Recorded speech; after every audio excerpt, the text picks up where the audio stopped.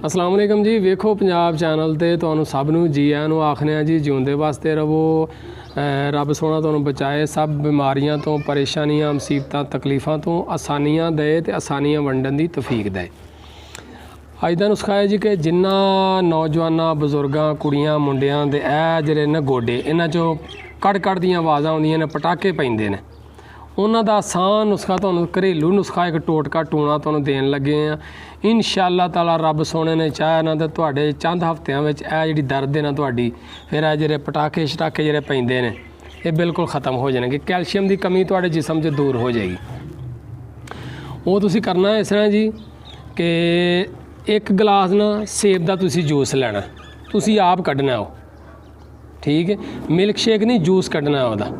एक गिलास तुसीं चकंदर का जूस लैना, दोवें जूस लैके ते ओहदे च एक चम्मच पीसिया अदरक नहीं हुंदा ये तुसीं पा लेना, पा के उन्होंने हिला के अच्छे तरीके नाल ते ओह तुसीं पी लेना।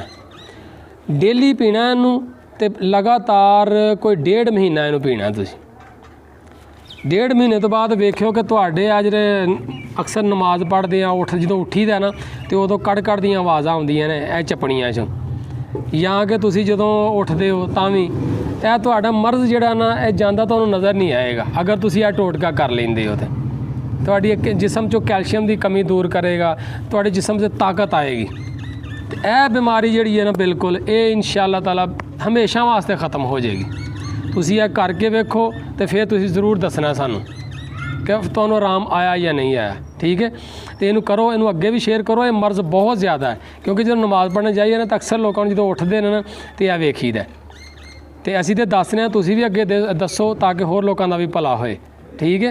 तो इनू सदका जारिया समझ के शेयर कराया करो, मुहब्बतां देंदे रहो इस तरह साढ़े चैनल नूं ताकि इस तरह दी सादा वीडियो तुहाडे तक लैके आउंदे रहिए। अपना बहुत सारा ख्याल रखो, रब राखा जी।